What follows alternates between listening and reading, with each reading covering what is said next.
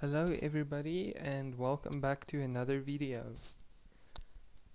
Uh, in the previous chapters we spoke about Noah and the flood and the Tower of Babel, and today we're going to be speaking about Abraham and the morality of God and the moral character of Abraham and who was Abraham. So today we're looking at Genesis chapter 12 to 13. Let's first take a look here at chapter 12. Now the Lord said to Abraham, Get thee out of thy country and from thy kindred and from thy father's house unto a land that I will shew thee. And I will make thee a great nation, and I will bless thee and make thy name great, and thou shalt be a blessing. And I will bless them that bless thee, and I will curse him that curseth thee. And in thee shall all families of the earth be blessed. So I just want to I want to bring your attention to this scripture. Remember this verse. And so Abraham departed as the Lord had spoken unto him, and Lot went with him, and Abraham was 75 years old when he departed out of Haran. And Abraham took Sarah his wife, and his brother's son, and all their substance that they had gathered, and the souls they had gotten in Haran, and they went forth to go into the land of Canaan. And into the land of Canaan they came, and Abraham passed through the land unto the place of Shechem, unto the plain of Moreh, and the Canaanite was then in the land.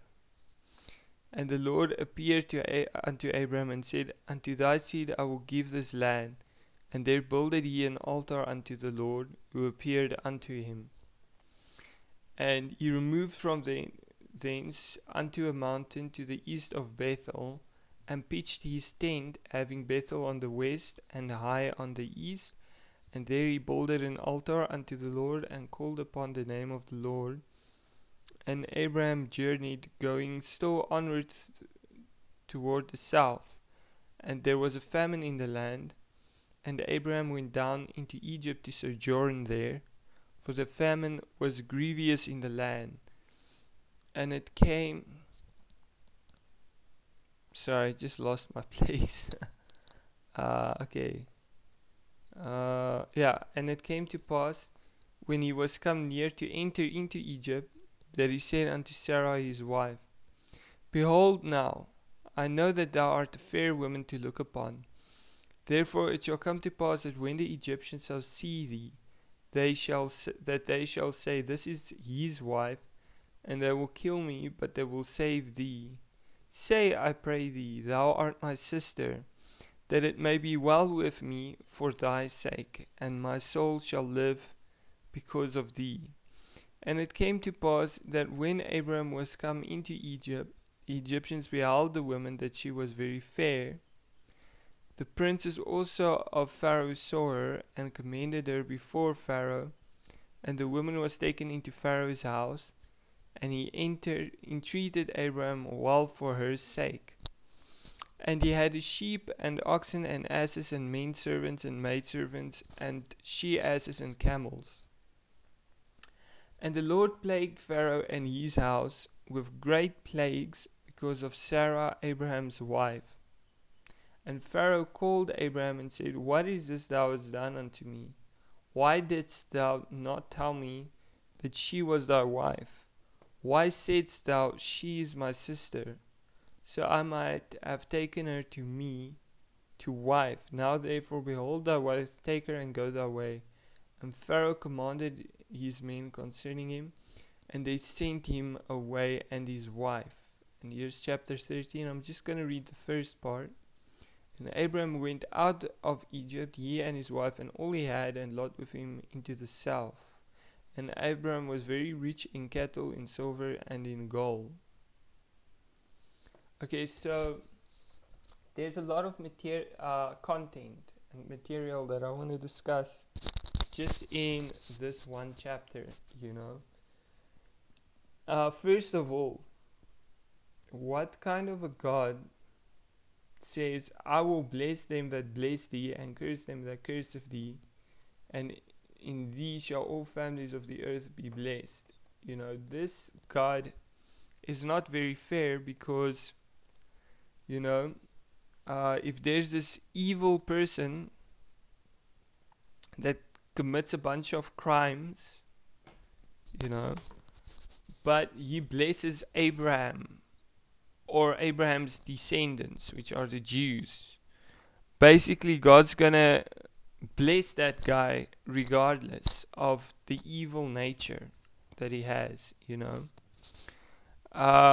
And let's say Abraham curses somebody, right?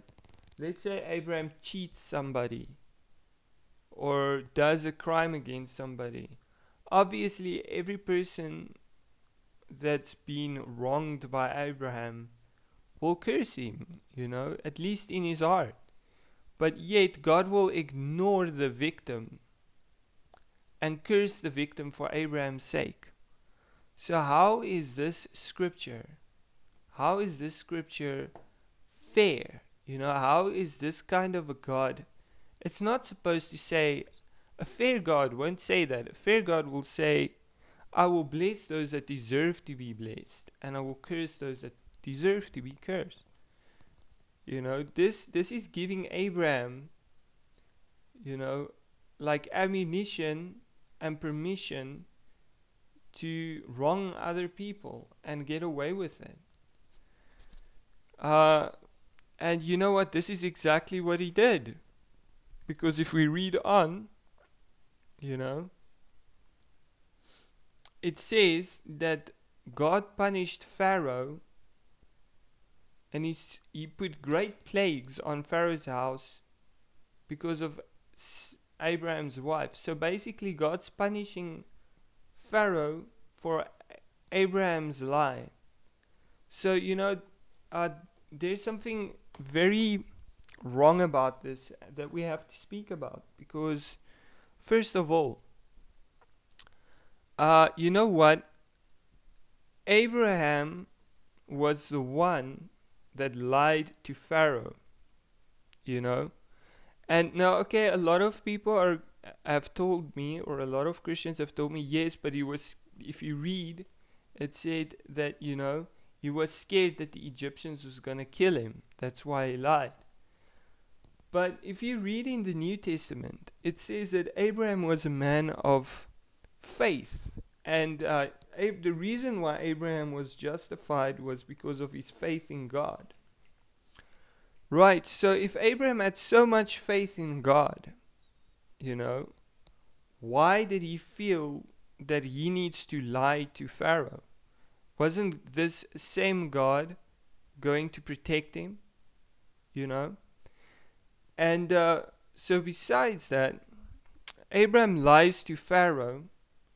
And instead of God saying, no, Abraham, you're supposed to trust me and not lie. Lying is wrong. He says, instead of doing that, he punishes Pharaoh, you know. And that is an injustice, because every time that a victim gets punished for a criminal's offense, that's an injustice. Actually, Pharaoh was the victim here, you know. And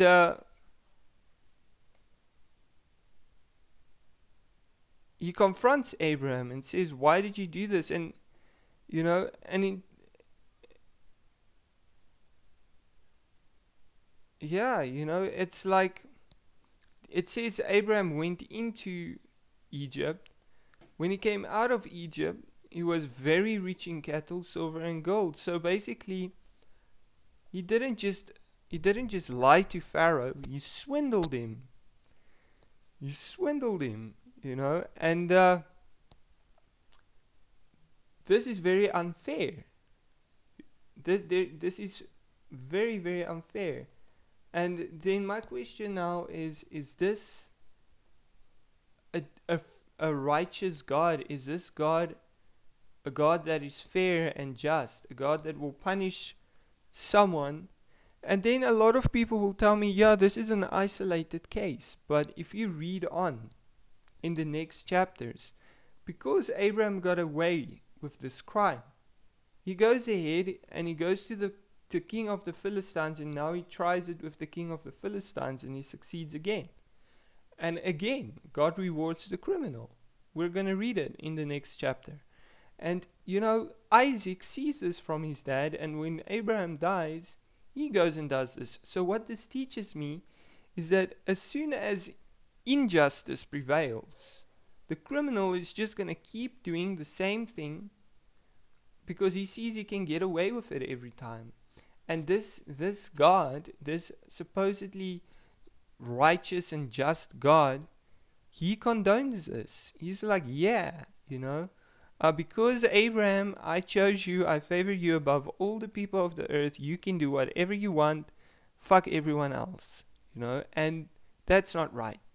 Besides that, there's another scripture in here that I want to bring your attention to. Right? Where God says, and Abraham passed through the land unto Shechem, unto the plain of Moreh, and the Canaanite was in the land. And the Lord appeared unto Abraham and said, unto thy seed I will give this land. And there he built an altar unto the Lord and appeared to him. I don't know for whatever reason, but God decided Canaan, for some reason, he must be punished.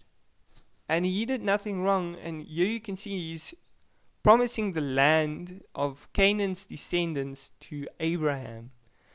And so basically he's saying he's going to take something from someone and give it to someone else. And that's unfair because the Canaanites didn't deserve that. And because of this promise, all of the Canaanites later in the Bible get genocided because Israel goes and they say God promised us this land, and and it genocide them. And this God commands the genocide as well because he remembers his promise to Abraham. So such a merciful God, such a such a righteous God. I think it's disgusting, So let's read into chapter 13. And he went on his journeys from the south, even to Bethel, unto the place where his tent had been at the beginning, between Bethel and Hai, unto the place of the altar, which he had made there at first. And there Abraham called unto the name of the Lord.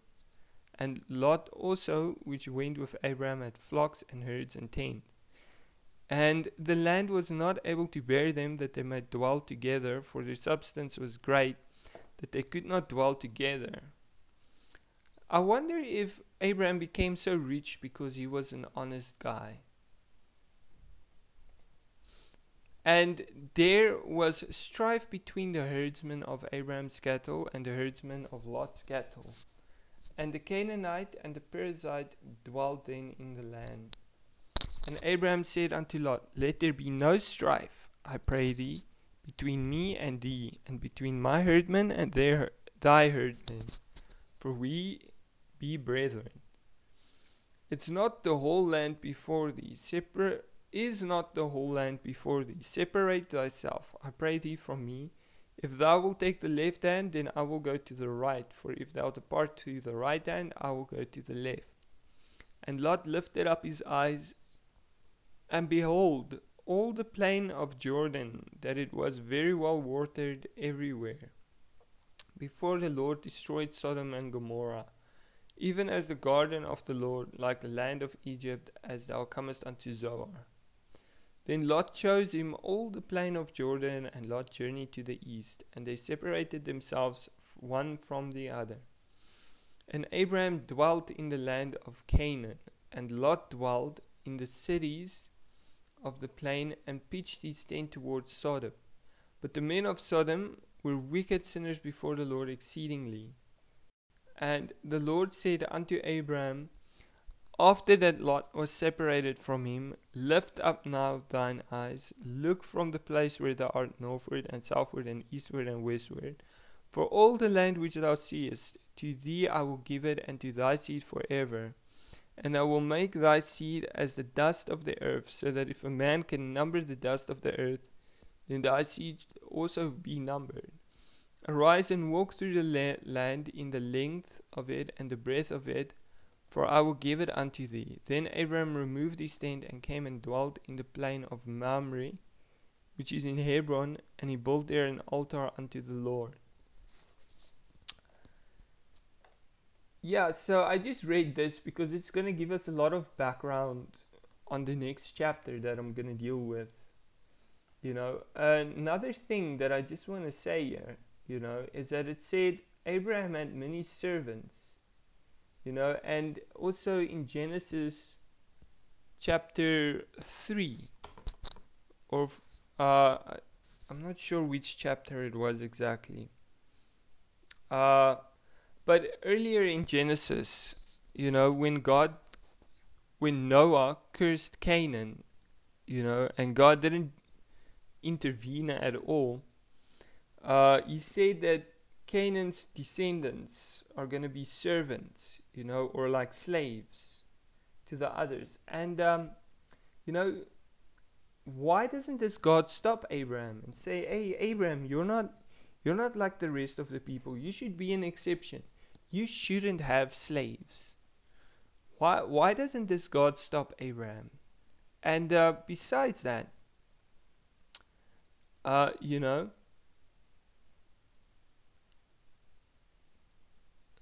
this God, here it mentions that the men of Sodom were wicked and sinners before the Lord exceedingly.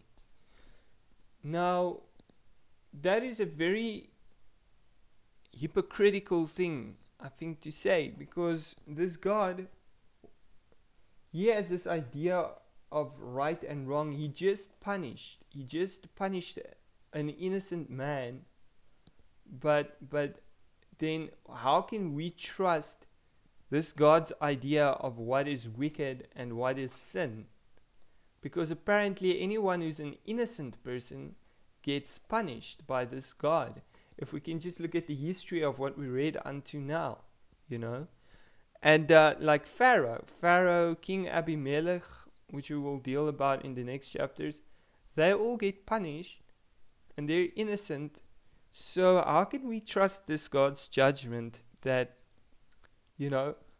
these people of Sodom were wicked sinners? I mean, it could just be that they refused to sacrifice animals, or something petty. We don't really know what it is. Okay, they say later on, they say homosexuality, things like this, but that's also very hypocritical, because King David, and we're going to get later in the book of Kings and Samuel, going to get to this, where David, a man after God's own heart, admits to being a flaming fag,